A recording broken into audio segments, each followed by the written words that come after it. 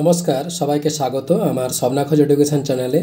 আমি সুজিত কুমার মাইতি, ইতিহাসের শিক্ষক। চলে এসেছি আজকে দশম শ্রেণীর একটি বিষয় নিয়ে। আজকের বিষয় শিল্পচর্চার ইতিহাস।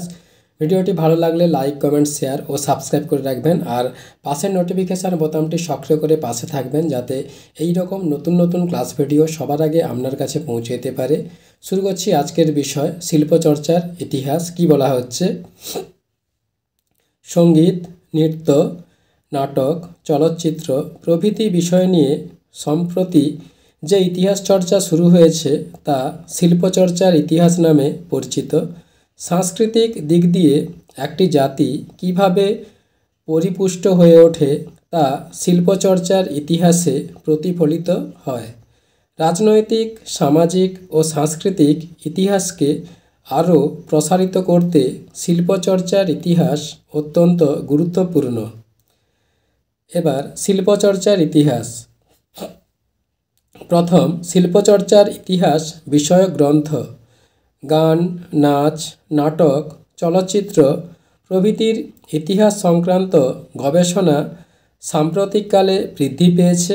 এই বিষয়গুলি নিয়ে সমাজবিজ্ঞানী দ্বারা প্রকাশিত গ্রন্থগুলির মধ্যে উল্লেখযোগ্য হল ব্রজেন্দ্রনাথ বন্দ্যোপাধ্যায়ের বঙ্গীয় নাট্যশালার ইতিহাস, আশুতোষ ভট্টাচার্যের বাংলা নাট্যসাহিত্যের ইতিহাস, ঋত্বিক কুমার ঘটকের চলচ্চিত্র মানুষ এবং আরও কিছু, সত্যজিৎ রায়ের একেই বলে শুটিং প্রভৃতি। এরপর শিল্পচর্চার ইতিহাসের আলোচ্য বিষয়। শিল্পচর্চার ইতিহাসে সঙ্গীত, নৃত্য, চলচ্চিত্র, নাটক প্রভৃতি বিভিন্ন বিষয়ের উদ্ভব ও উন্নতি, সামাজিক সমস্যা, মানুষের সংস্কৃতিবোধ, উৎসব অনুষ্ঠান, রাজনৈতিক ঘটনা প্রভৃতি বিভিন্ন বিষয় নিয়ে চর্চা করা হয়। যেমন নাটক ও চলচ্চিত্রে রাজনৈতিক, সামাজিক বিভিন্ন ঘটনাকে তুলে ধরা হয়, তেমনি লোকসঙ্গীতে সাধারণ মানুষ ও গ্রাম্য জীবনের কথা ফুটে ওঠে। আর এসবই শিল্পচর্চার ইতিহাসের অন্তর্ভুক্ত। এরপর শিল্পচর্চার ইতিহাসের গুরুত্ব। শিল্পচর্চার ইতিহাসের গুরুত্বগুলি হল: ১. শিল্পচর্চার ইতিহাসের মধ্য দিয়ে কোনো দেশ, স্থান বা জাতির ঐতিহ্য ও সংস্কৃতির পরিচয় পাওয়া যায়। যেমন নৃত্যকলার ইতিহাসের মাধ্যমে প্রাচীন ও আদি মধ্যযুগে দেবদাসী প্রথা সম্পর্কে জানা যায়। ২.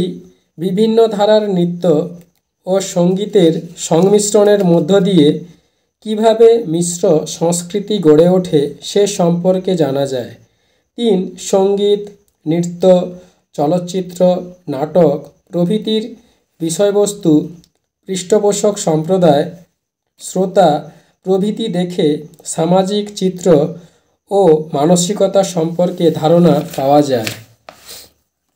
৪. দেশাত্মবোধক গান, নাচ এবং নাটক ও চলচ্চিত্রে দেশপ্রেমের উপস্থাপন জাতীয়তাবাদের বিকাশে কিভাবে সাহায্য করে তাও বোঝা যায় শিল্পচর্চার ইতিহাসের মধ্য দিয়ে। বন্ধুরা, এখানেই ক্লাস ভিডিওটি শেষ হলো। পরবর্তীকালে আবার একটি নতুন ক্লাস ভিডিও নিয়ে উপস্থিত হব। ধন্যবাদ, সবাই ভালো থাকবেন।